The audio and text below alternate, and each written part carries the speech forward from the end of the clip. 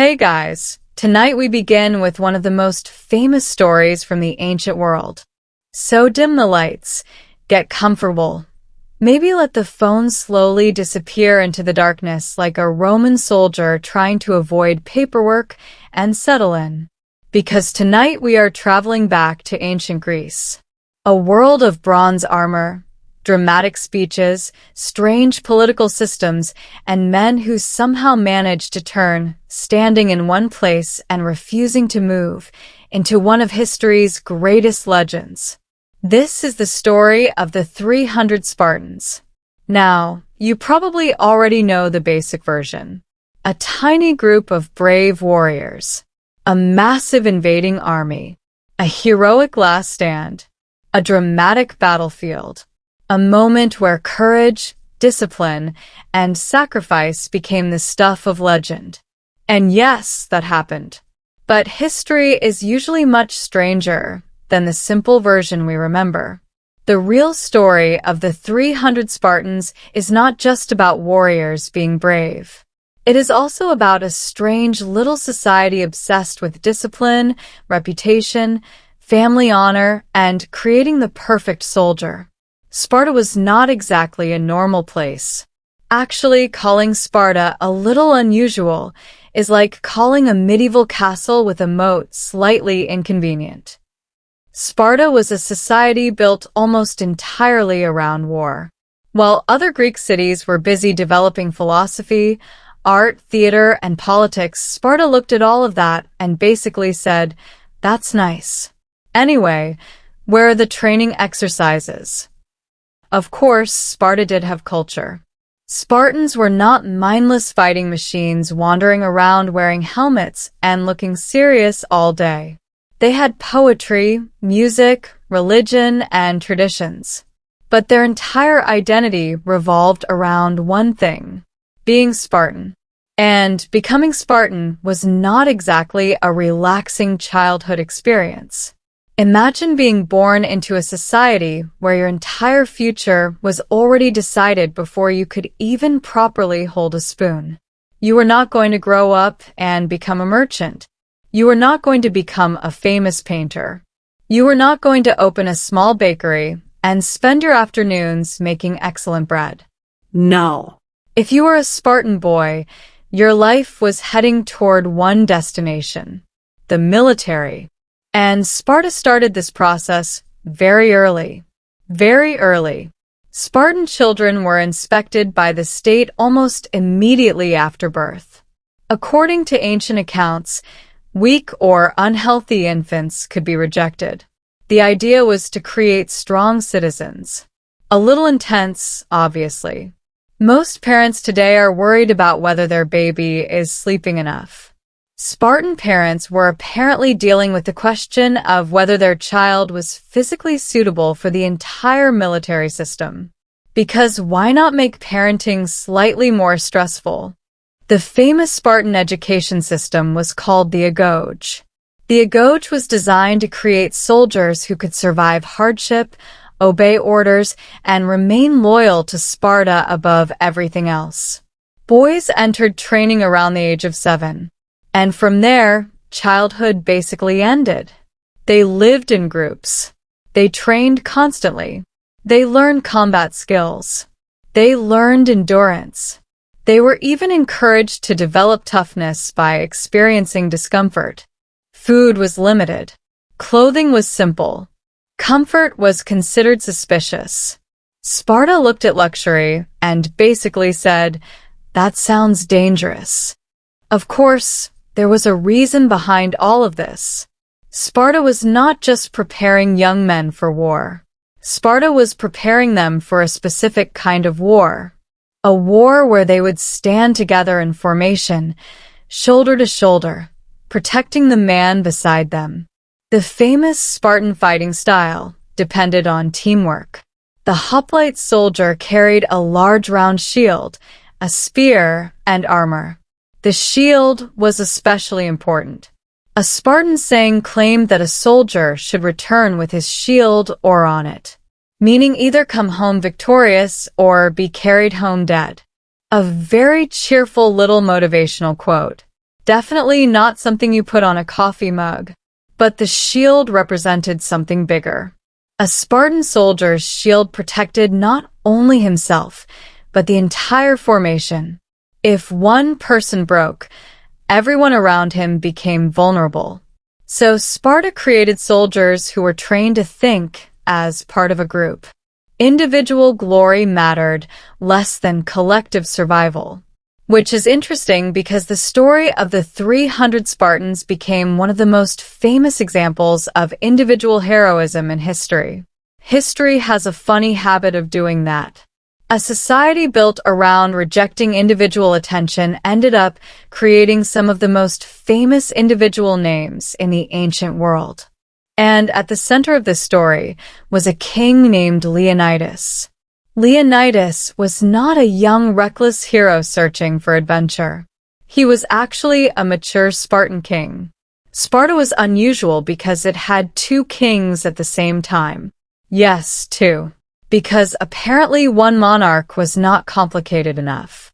The idea was that two royal families shared power, creating a balance. At least in theory. In practice, ancient politics was still ancient politics. There were arguments, rivalries, and plenty of people trying to protect their own interests. Leonidas came from the Aegean royal family, one of Sparta's two ruling houses. He became king sometime around 490 BC, and by the time he became famous, he was already an experienced adult. This was not a teenager grabbing a sword and running toward danger.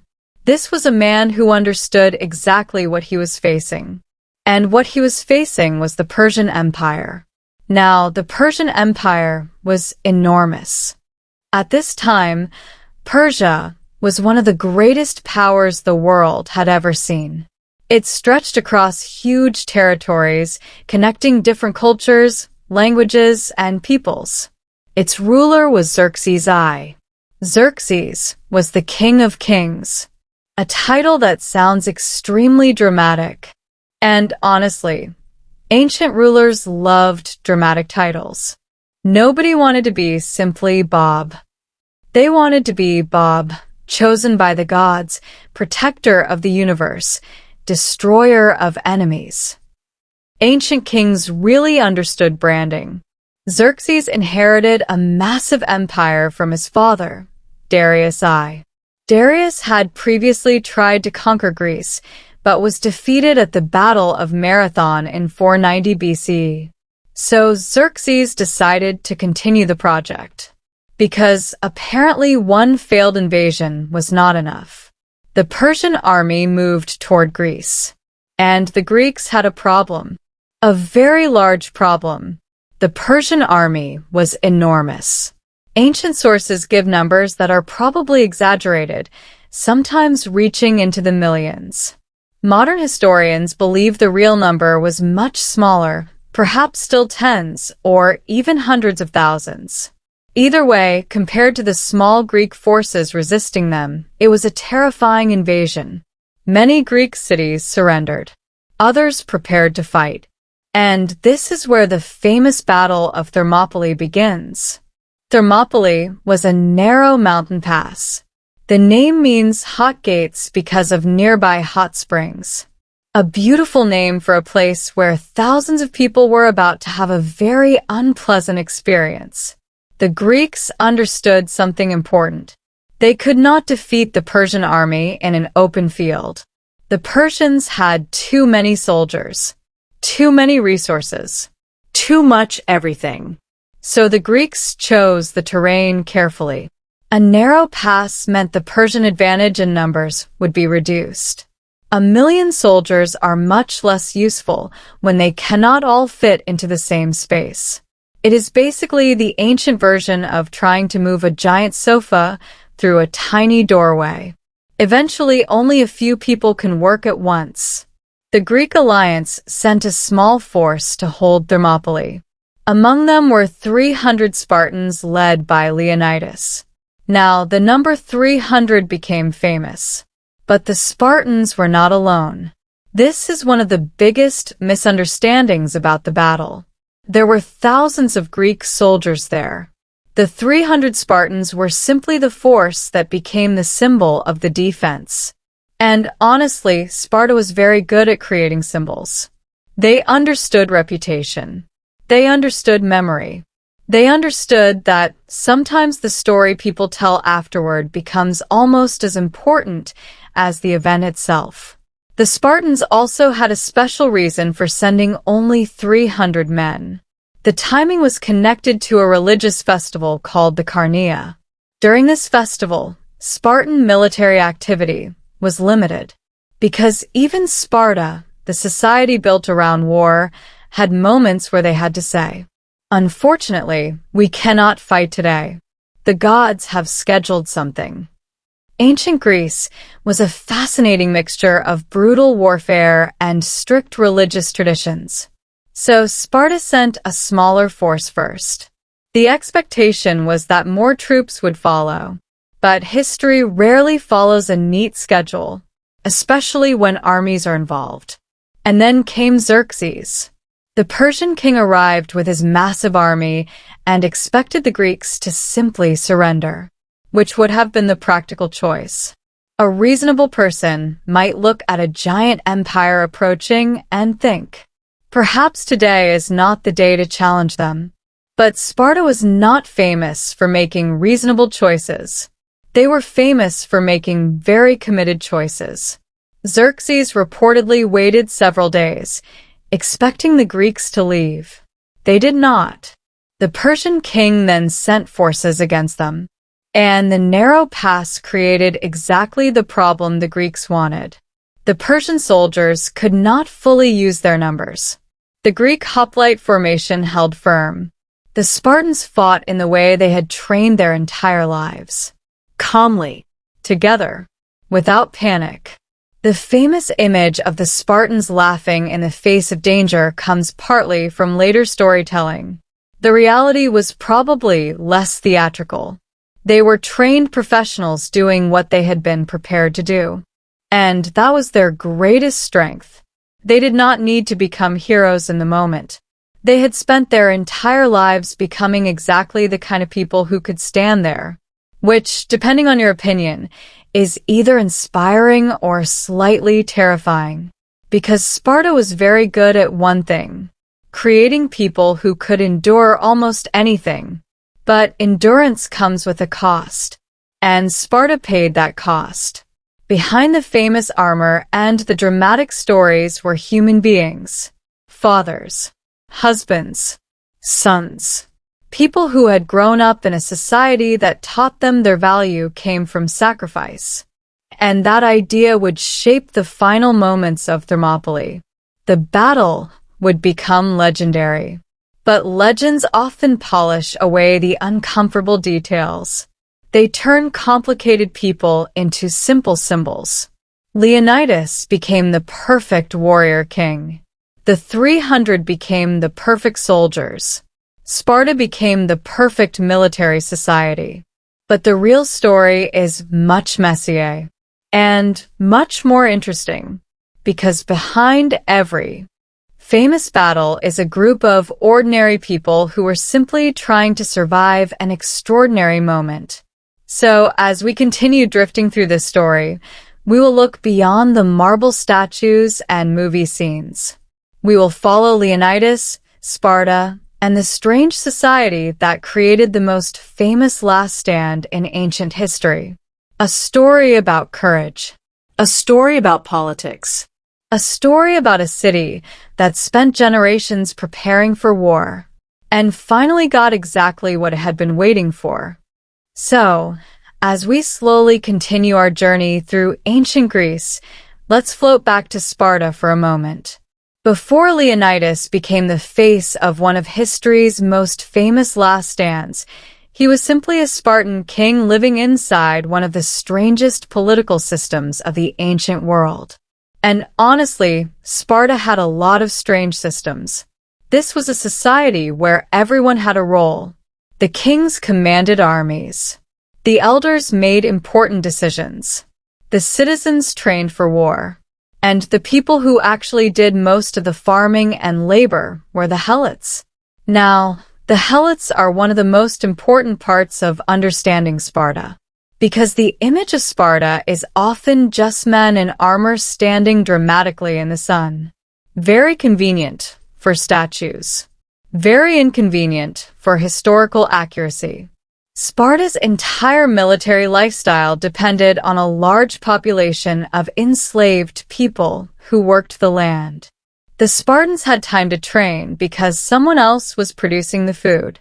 This was the uncomfortable foundation beneath the famous discipline. Spartan citizens were freed from normal economic work because the Helots handled much of the agriculture. The system was harsh. The Helots greatly outnumbered the Spartans, and Sparta was constantly worried about rebellion, which created an interesting contradiction. Sparta was famous for being fearless in battle, but at home, it was deeply afraid of the people it controlled. The most powerful warriors in Greece were also living with the constant anxiety that their own society could collapse from within. A little ironic. The people who were trained not to fear enemies were very concerned about their neighbors. Because history loves complicated characters. Leonidas himself came from this world. He was born into privilege. But Spartan privilege was unusual. Being a Spartan elite did not mean spending your days relaxing in a palace while servants brought you grapes. This was not a luxury kingdom. Spartan elites were expected to live under the same strict rules as everyone else. Simple food, simple clothing, military discipline. No unnecessary displays of wealth. Sparta basically looked at rich people and said, "Congratulations on being wealthy. Now please pretend you are not." A very strange form of social equality. Of course, the reality was more complicated. The elite still had power. They still had influence. They still benefited from the system. But they valued the image of shared hardship. And that image became part of Sparta's identity. Now, Leonidas was not originally expected to become king. Spartan kingship usually passed through family lines. Leonidas was a younger son. But ancient royal families had a habit of creating unexpected situations. Someone dies. Someone has no heir. Someone suddenly becomes important. And suddenly the person who is probably planning a quiet life has a crown placed on their head. A common royal problem. Leonidas became king after the death of his half-brother Cleomenes I. Cleomenes had been a powerful and controversial Spartan ruler. He was also a reminder that Spartan kings were not always calm, wise warrior philosophers. Sometimes they were just complicated people with too much power. Cleomenes had political struggles, conflicts with other Greek cities, and eventually a very strange end. Ancient sources describe him as suffering a mental breakdown and dying in a disturbing way. The details may be exaggerated. Ancient writers loved dramatic stories. A boring ending was apparently unacceptable. Nobody wanted to write. King Cleomenes lived a complicated life and eventually passed away peacefully. No. They wanted mystery. Chaos. A little royal disaster. Because apparently ancient historians understood entertainment. After Cleomenes died, Leonidas became king. And unlike some rulers who spend their early years trying to prove themselves, Leonidas seems to have already understood the Spartan system. He knew what was expected. He knew what his position meant. And he knew that being king of Sparta was not about personal comfort. It was about representing Sparta itself. Which brings us to the larger problem. Persia. By the time Xerxes began preparing his invasion, Greece was divided. The Greek world was not a single country. It was a collection of independent city-states. Athens, Sparta, Corinth, Thebes, and many others. They often fought each other. They argued. They competed. They formed alliances and broke them. Basically, ancient Greece was a neighborhood where everyone was talented, proud, and constantly annoyed with each other. Imagine a group project where every person believes they should be the leader. That was Greek politics. But when Persia arrived, the Greeks faced a bigger problem.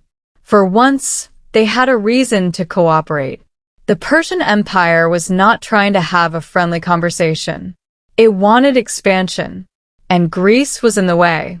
Xerxes prepared carefully. This was not a random attack. The Persians built supply systems. They gathered troops. They created a massive invasion force. Ancient sources describe the Persian army as almost unbelievably large. Again, the exact numbers are debated. Greek writers sometimes increased enemy numbers to make their victories look even more impressive. And honestly, people have always done this. Nobody writes a dramatic story about defeating a medium-sized army. They write about defeating the unstoppable force of the entire world. It sounds better. The Persians crossed into Greece, and the Greeks had to decide where to make their stand. Thermopylae became the obvious choice. The geography was perfect. The narrow pass limited Persian movement.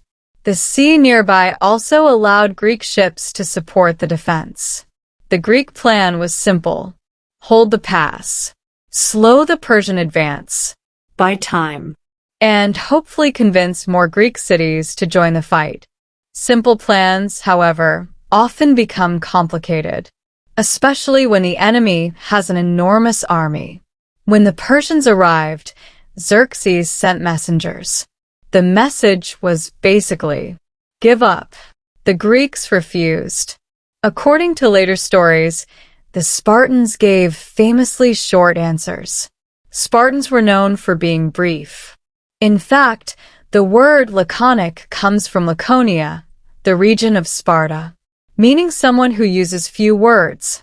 A Spartan insult was probably just, no, and then walking away. Very efficient. No long speeches. No dramatic explanation. Just no. One famous story claims that when a Persian demanded the Greeks surrender their weapons, Leonidas answered, come and take them. A very memorable line. Whether he actually said it exactly that way is impossible to know. Ancient history is full of quotes that sound perfect, usually too perfect, but the attitude fits. The Spartans were not interested in surrender. The first Persian attacks began. The Persians expected an easy victory.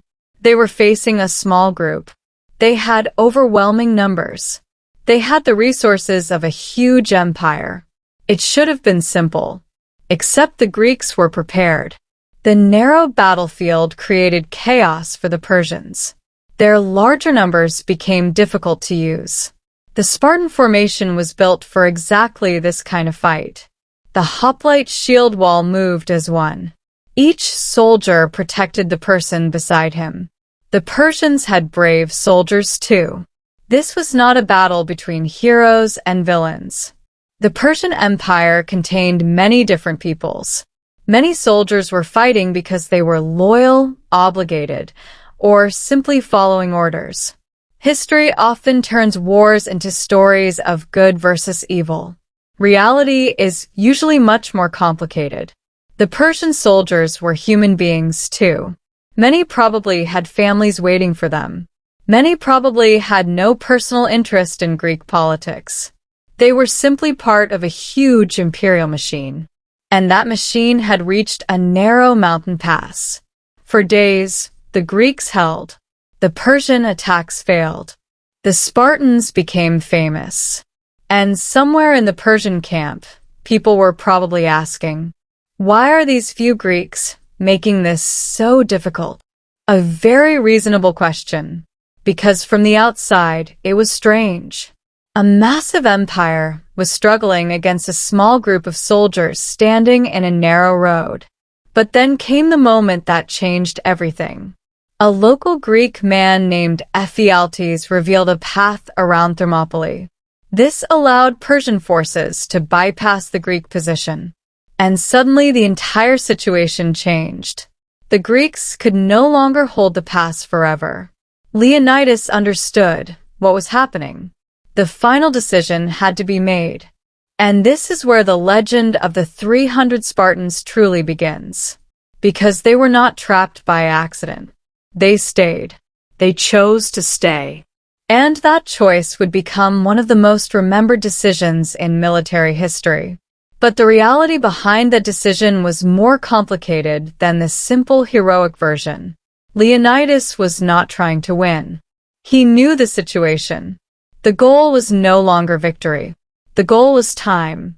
The goal was to slow Persia long enough for Greece to prepare. And the men who stayed with him were not simply chasing glory. They were following the values they had been raised with.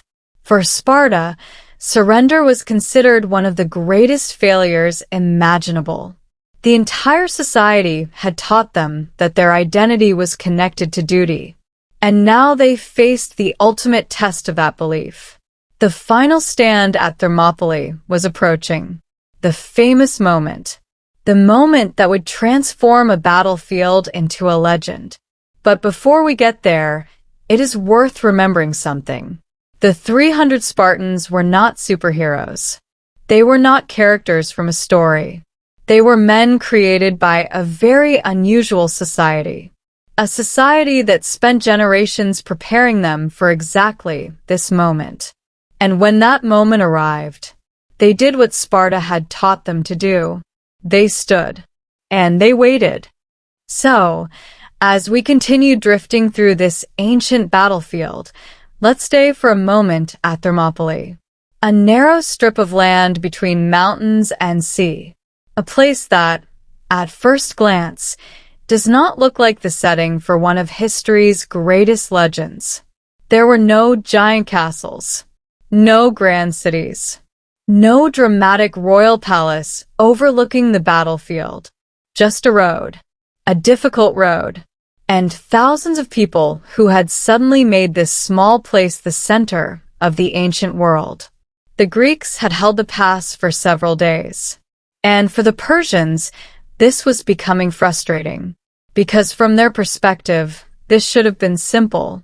The Persian Empire was one of the greatest powers on earth. Its king commanded enormous resources. Its armies had conquered huge territories. And now, somehow, a relatively small group of Greeks was refusing to move. It was the ancient equivalent of trying to open a door and realizing someone on the other side is just sitting there holding it closed. Very inconvenient. The Persians attacked again and again. The Greeks resisted. The terrain helped them. The narrow pass prevented the Persians from surrounding them easily. The Greek hoplites had better equipment for this style of fighting. Their large shields and long spears created a wall of defense. The Spartan soldiers, especially, had spent their entire lives preparing for this. They knew how to move together. They knew how to maintain formation. They knew how to stay calm. And staying calm was one of the most important parts. Because battles are chaotic. They are loud, confusing, exhausting. People are afraid. People make mistakes. The Spartan system was designed to reduce that fear. Not because Spartans were naturally fearless. That is one of the biggest myths. They were human. They felt fear. They simply lived in a society that taught them how to act while afraid. And honestly, that is probably more impressive.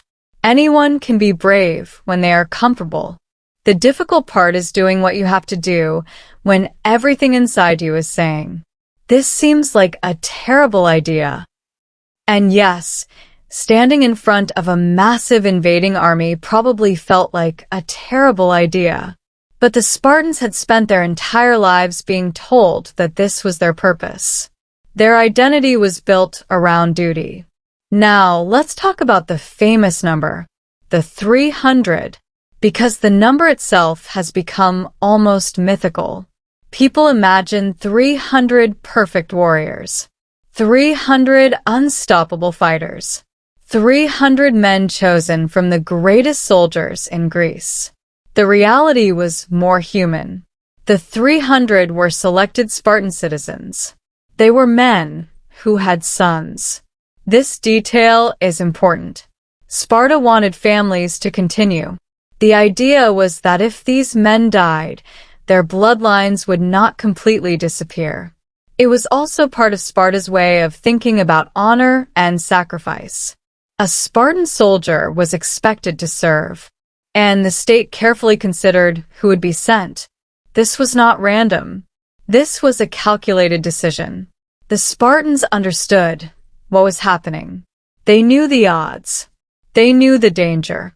They were not walking into the battlefield believing they would definitely survive. They were making a choice. And choices like that are often what turn ordinary people into historical symbols. Not because they wanted fame, usually because they did not expect to receive it. Meanwhile, Xerxes watched. The Persian king had expected the Greeks to break. He had the power of an empire behind him. He had soldiers from many lands. He had wealth, resources, numbers. Everything a ruler could want. But there was one thing he could not buy. A simple solution to a difficult problem. And this little Greek defense was becoming a problem. Then came the betrayal. A local man named Ephialtes revealed the mountain path around Thermopylae. The details of his motivation are unclear. Ancient writers often described him as greedy or selfish. And maybe he was. But history is usually more complicated than one villain doing one bad thing. People make choices for many reasons. Money, fear, anger, personal problems. The ancient world was full of human beings making very human decisions. Once the Persians discovered the path, the Greek position became impossible. The defenders could be surrounded. Leonidas understood. There was no dramatic rescue coming. No sudden army appearing over the mountains. No last-minute miracle. The situation was simply what it was. And this is where Leonidas made the decision that created the legend. Many of the Greek allies were allowed to leave. This part is sometimes forgotten. The 300 Spartans were not the only people there. Other Greek soldiers fought alongside them. Some stayed. Some withdrew. The reasons were practical. Someone needed to survive and continue the fight. A lost battle did not mean the entire war was lost. Leonidas understood that. The goal was never simply to die. The goal was to delay Persia, to buy time, to protect the larger Greek resistance. And so the final group remained. The Spartans, the Thespians, the Thebans, men who knew the outcome was likely already decided. The final battle began. And again, the reality was probably less like a movie scene and more like the exhausting end of a long struggle. These were tired soldiers. They had been fighting for days. They were surrounded. They were outnumbered. The equipment was damaged. The body becomes heavy. The mind becomes slower. The heroic image of ancient warfare often ignores the simple human reality. People get tired. People hurt. People struggle. Even legendary warriors were still just people. The Spartans fought. They fought because that was what they knew. They fought because retreat was not an option. They fought because their entire society had taught them that this moment mattered. Leonidas died during the battle. The exact details are uncertain. Ancient accounts describe fierce fighting around his body. The Greeks tried to recover him. The Persians tried to take him. And after the battle, the Persian army moved forward. Thermopylae had fallen. The Persians had won. And this is where the story becomes interesting. Because militarily, Thermopylae was a Persian victory. The Persians achieved their objective. They moved through Greece. The Greeks lost the battlefield. So why is this considered one of history's most famous heroic moments? Because wars are not only about winning land, they are also about memory. And Thermopylae created a powerful memory. The Greeks saw it as proof that a smaller force could resist a larger one. The Spartans saw it as proof of their values. Later generations saw it as a symbol of courage against overwhelming odds. But there is another side. The Persian army was not destroyed at Thermopylae. Xerxes continued his campaign. Athens was eventually captured and burned. The war continued. The famous victory for the Greeks came later, especially at the naval battle of Salamis and the land battle of Plataea. Thermopylae was one chapter. A very memorable chapter, but still one chapter. History has a habit of taking one moment and making it the entire story. It happens all the time. A single photograph, a single speech, a single battle, a single person, and suddenly everything else disappears. The real history is always bigger. The real Spartans were not just brave warriors. They were also members of a strict society built on discipline and inequality. They were soldiers raised from childhood to serve a system. They were humans shaped by their environment. And that makes their story more interesting. Because the question is not only, how could 300 men stand against such a powerful army? The deeper question is, what kind of society creates people who are willing to stand there?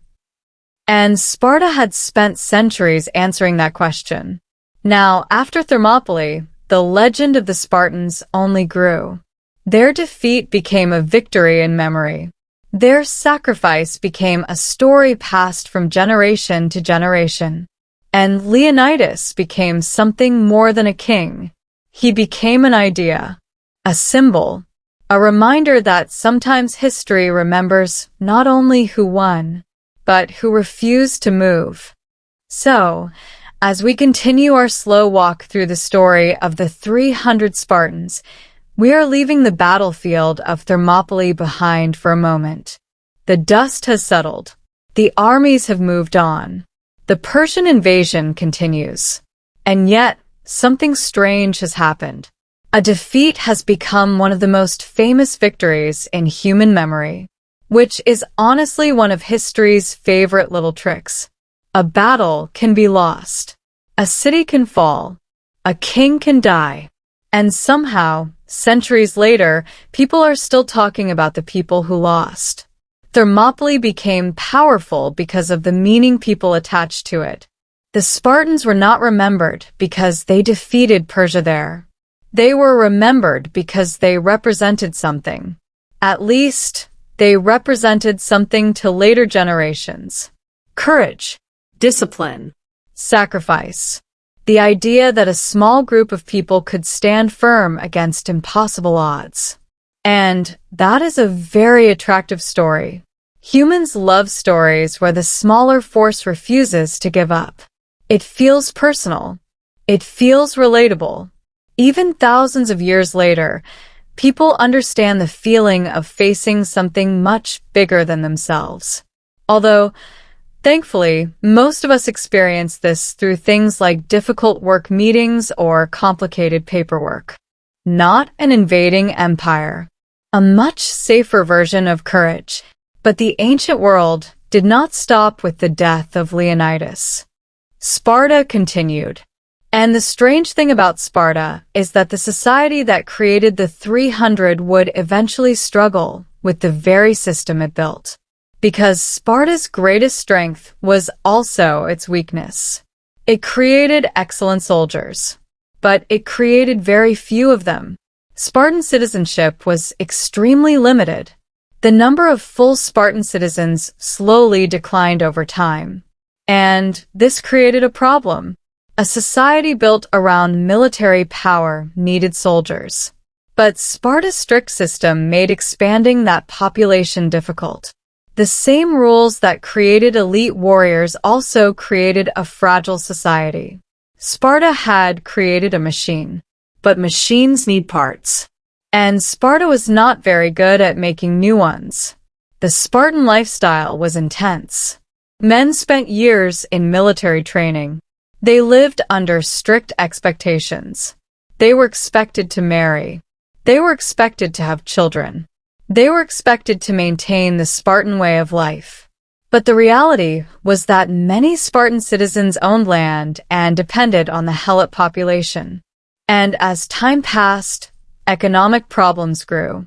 Some Spartans became wealthier. Others lost their status. The famous equality of Sparta became harder to maintain. The image remained. The reality changed, which happens often with famous societies. The legend stays polished. The actual people become more complicated. Sparta's decline was slow. It was not one dramatic moment where someone announced, "Congratulations, Sparta is no longer impressive." History rarely works like that. Usually things fade. Systems become outdated. Problems accumulate. New powers appear. And eventually, the world moves on. One of those new powers was Macedonia, the northern Greek kingdom that would later produce one of history's most famous conquerors. But before that, Sparta still had moments of influence. And one of the most interesting later moments came during the rise of Alexander the Great. Now, Alexander is a name everyone knows. A young king, a brilliant military commander, a man who conquered an enormous empire before dying at the age of 32. Very dramatic, very efficient, almost suspiciously efficient.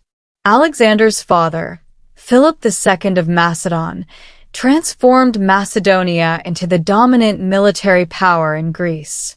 He reorganized the army, created new strategies, and basically turned Macedonia into the next major force of the ancient world.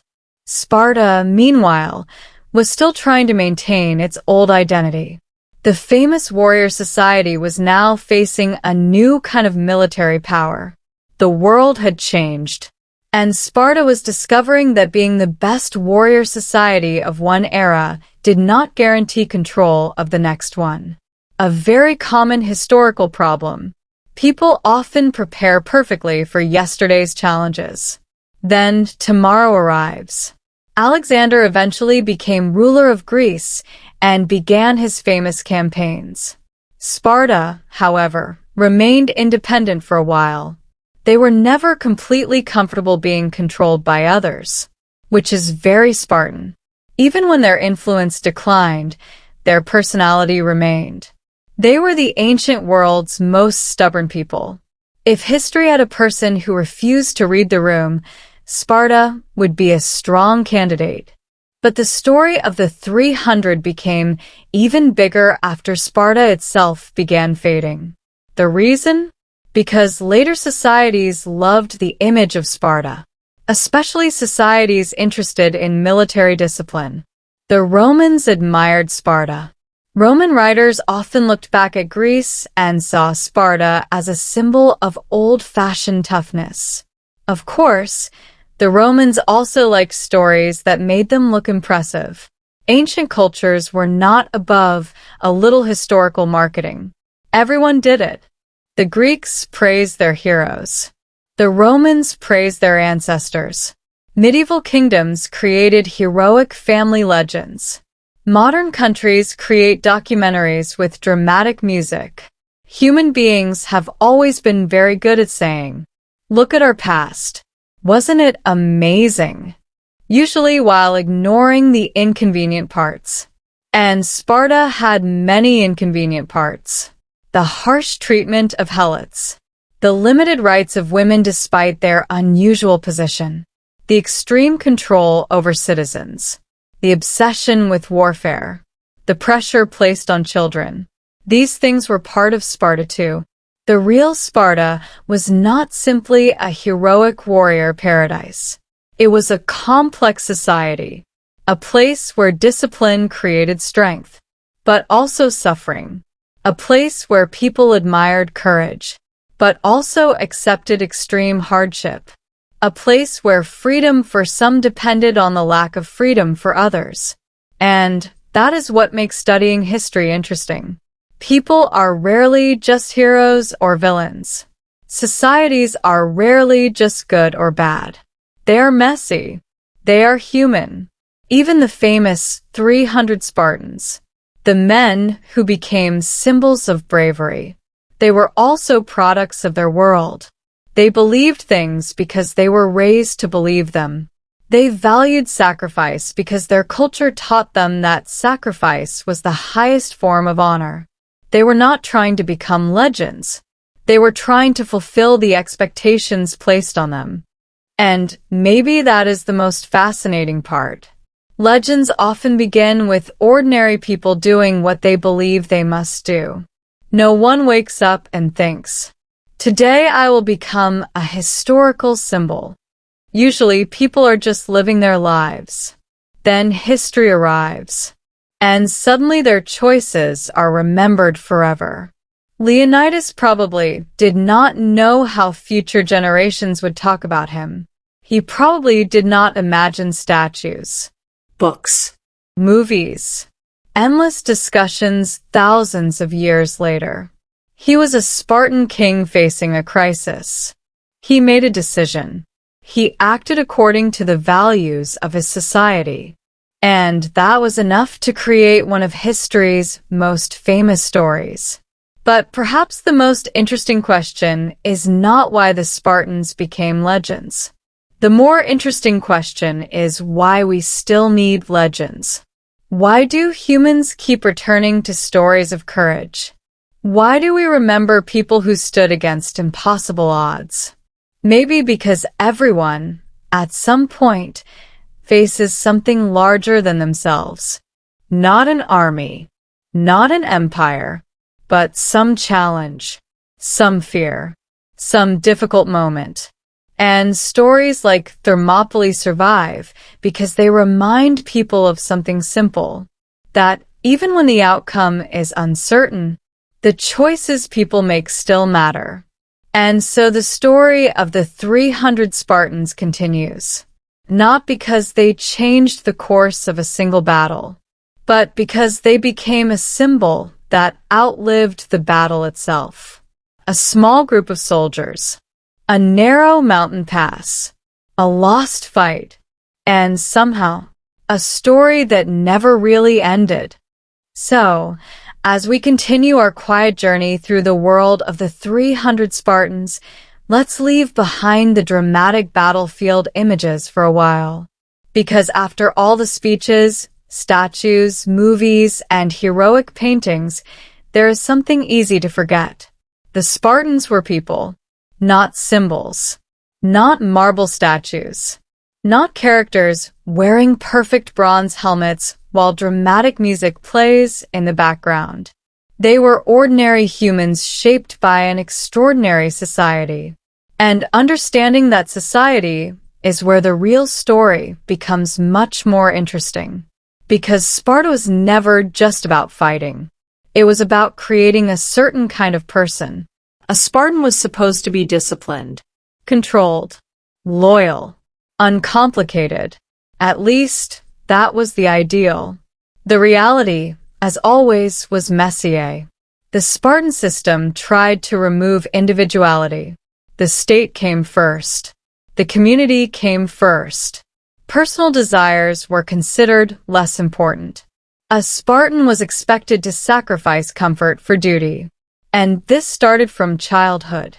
The agoge, the famous Spartan training system, was designed to create citizens who could endure hardship. Young boys learned obedience. They learned survival skills. They learned how to fight. They learned to speak briefly, very briefly, because Sparta valued the ability to say a lot with very few words. Which is funny when you think about it. Thousands of years later, the Spartans are famous for some of the most dramatic quotes in history. But supposedly they loved keeping things short. The ancient Greeks even gave us the word laconic because of Sparta. A person who is laconic is someone who uses few words. Basically, the Spartan communication style was, why use many words when one serious look will do? A very efficient personality type. Probably terrible at writing long emails, though. The famous Spartan discipline also applied to food and lifestyle. Spartans were known for simple meals. The most famous example is something called black broth. Ancient writers mention this dark Spartan soup made with pork, blood, salt, and vinegar. And yes, it sounds exactly as cheerful as it sounds. Visitors supposedly found it unpleasant, but Spartans valued toughness. Enjoying luxury was seen as dangerous. They believed comfort could weaken people. The problem was that this philosophy worked well for creating soldiers. But societies need more than soldiers. They need farmers, artists, merchants, inventors, diplomats, teachers, people who do things besides standing in formation, looking serious. And Sparta struggled with that. It became famous for what it refused to do. It was not a center of philosophy like Athens. It was not a major artistic hub. It did not build a cultural empire. Its greatest achievement was itself. And that created a strange situation. Sparta became famous because of Spartan identity. The society became its own legend. Now, one of the most misunderstood parts of Sparta is the role of women. Compared with other Greek cities, Spartan women had unusual freedoms. They could own property. They received more education. They had more public influence. This surprised other Greeks, especially Athenians, who often criticized Spartan society. But again, the reality is complicated. Spartan women had more independence partly because Spartan men were constantly focused on military life. Someone had to manage households and estates. The system gave women responsibilities. But responsibilities are not always the same as equality. Spartan society was still controlled by men. Women were valued mainly for their role in producing and raising future Spartan citizens. The entire system revolved around maintaining Sparta. Everything connected back to the military, family, education, marriage, daily life, even personal identity. Sparta was like a machine that kept asking one question. How does this help Sparta survive? And sometimes that question created incredible discipline. Other times, it created incredible pressure. Because living inside such a system could not have been easy. Imagine being a child and knowing your entire future was already planned. Imagine being told from birth that your worth came from serving a state. Imagine never really having the chance to choose a different path. The Spartans admired this. But admiration does not always mean happiness. Ancient writers often praised Spartan discipline. But we should remember they were looking from the outside. They were fascinated by the image. The reality was lived by actual people. And actual people are always more complicated than the image. This is why the 300 Spartans remain so interesting. Because they represent a contradiction. They were celebrated for freedom, yet they lived in one of the strictest societies in history. They were admired for courage. Yet their courage was produced through intense control. They were remembered as individuals. Yet Sparta spent centuries teaching people to put the group above themselves. History loves contradictions. They are where the most interesting stories usually hide. Now, let's return to Leonidas. Because after his death, he became more than a historical figure. He became almost a perfect Spartan. A king who did his duty, a soldier who accepted his fate, a leader who stayed with his men. But ancient heroes were often polished after death. The complicated human disappears. The symbol remains. We do this constantly. A person lives a messy life. They make mistakes. They have doubts. They have ordinary problems. Then after they die, people collect the best parts and create a cleaner version. A legend. Leonidas became that. The perfect Spartan king. The man who never hesitated. The man who represented everything Sparta wanted to be. But behind that image was a real person. Someone who grew up inside a very unusual culture. Someone who inherited a difficult position. Someone who made a choice during a crisis. And that is enough. He does not need to be a superhero. Real history is already fascinating without turning people into myths. The same is true for the 300. They were not magical warriors. They were trained soldiers. Very well-trained soldiers. But still human. They were tired. They were afraid. They probably thought about home. They probably wondered what would happen. They probably had moments where the reality of a situation became painfully clear. The difference is that they continued anyway. And that is what people remember. Not perfection. Not invincibility. Just endurance. After Thermopylae, the Persian invasion continued. The Greeks eventually turned the war around. The Persian navy was defeated at Salamis. The Persian army was later defeated at Plataea. Greece survived. And the story of the 300 became part of that survival story. Over time, Thermopylae became more than a battle. It became a symbol. Different generations used it for different reasons. Some saw it as a lesson about courage. Some saw it as a lesson about sacrifice. Some used it to promote ideas about military strength. Some simply enjoyed the story, because it is, admittedly, a very memorable story. A small group, a massive empire, a dramatic stand. History practically writes the movie's script itself. Except the real version is always more complicated, and usually has fewer slow-motion helmet shots. So when we remember the 300 Spartans, it is worth remembering both sides. The inspiring side, and the uncomfortable side, the bravery, and the system behind it, the sacrifice, and the society that demanded it, the legend, and the people, because history is not really about statues. It is about the humans who stood behind them, and the 300 Spartans were some of the most remembered humans in history, not because they won, but because in a moment when everything was falling apart, they stayed where they were. They held the line. And thousands of years later, we are still talking about them.